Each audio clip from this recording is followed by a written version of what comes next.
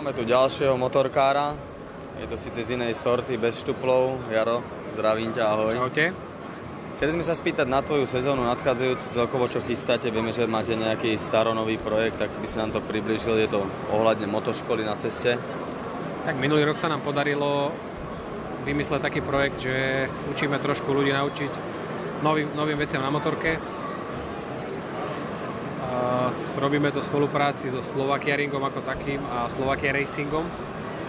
Takže snažíme sa ľuďom vysvetliť, jak to naozaj funguje na tej motorke, aby pochopili všetko, lebo ja mám taký pocit, že ľudia na Slovensku majú veľmi zlý pohľad na toto všetko a myslia si, že majú to zmáknuté, ale sú trošku na omyle.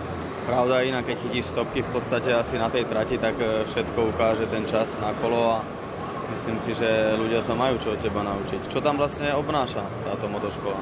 Tak problém je hlavne ten, že ľudia majú strašne zlé návyky, čo my máme napozerané aj s Jakubom Smržom. Takže prvá vec, čo sa snažíme, je ukázať ľuďom to správne, na čo si majú dávať najväčší pozor.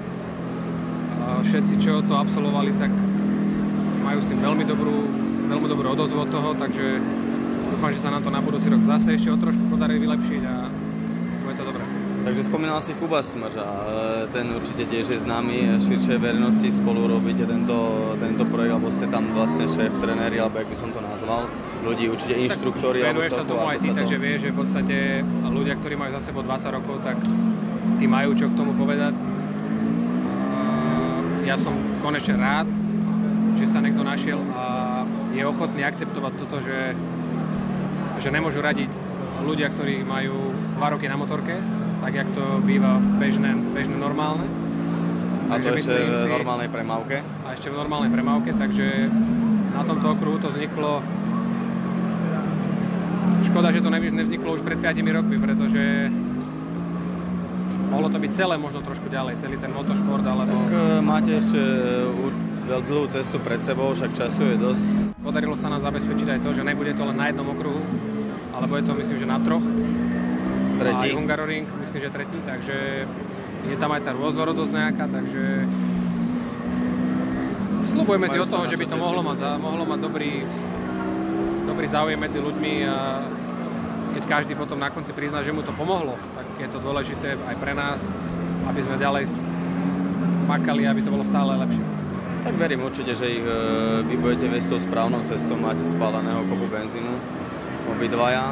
Čo sa týka teba, čo máš na túto sezónu vlastne niečo prichystané alebo niečo sa deje? Niečo máme vymyslené, ale je to trošku zložité. Ale radšej ťa vlastne stiahli na tú motoškolu teda aspoň. Zatiaľ. Uvidíme, jak sa nám to podarí celé vymysleť a možno ešte není všem konec. Čo obnáša takýto, v podstate to je 3-dňový kurz? Robíme to 1-dňový, 2-dňový, 3-dňový myslím, že ani nemáme v ponuke teraz ešte na prvýkrát. A čo to obnáša? No, my kladieme dôraz na to, aby si ľudia osvojili tie správne návyky, pretože začína to od zlej pozície tela na motorke, od zlého prejazdu, od všetkého zlého. My keď sa na to pozrieme nejakým tým odbornejším okom, tak proste ja vidím strašne málo dobrých vecí a vidím skoro všetky zlé. Čiže my sa snažíme v tých ľuďoch zmeniť tie blbé návyky, pretože majú zaužívané zlé veci, ktoré im následne nedovolujú ísť tak rýchlo, ak si možno myslia, alebo ak by chceli. V podstate, a aká je odozva tých jazdcov? Zdokonalujú, dokážu to tak na sebe zapracovať behom tých 2 dní? Tá doba je samozrejme krátka, hej. Ideálne je, keby si mohol sa im venovať týždeň, 2, alebo niekoľko viac. kurzov by absolvovali? Vždycky je to lepšie, keď absolvuje tých kurzov 2, 3 alebo viac, proste je to lepšie. Odozva je taká, že každý jeden, ktorý to absolvoval, tak si to pochvaľuje. A aj tu na výstave som stretol pár chalanov, ktorí absolvovali tento kurz a chcú absolvovať zase. Takže to je dôležitá informácia. Na stopkách potom, ten posledný deň. Myslím, že každý jeden, ktorý absolvoval túto školu, tak zrýchlil.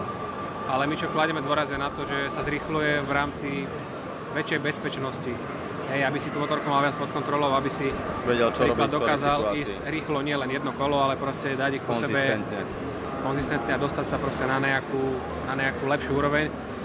Lebo tým chlapcom ide presne o to. Pozri za seba. Ty to vidíš posledný deň takisto aj na stopkách. Áno, či je to vidieť, že zrýchlovali. väčšinou zrýchľujú všetci. A čo je dôležité pre nás, že každému sa to páči a Dobrý pocit z toho, že majú. pochopili a každý priznal, že sme ich naučili strašne veľa nových vecí a samozrejme neurobíme z nich za jeden deň Valentína Rossiho, to sa nedá. Jasne. Ale každopádne majú z toho dobrý pocit všetci a to je dôležité pre nás. Super. Takže prihláste sa, Jaro vás niečo s klubom naučiť.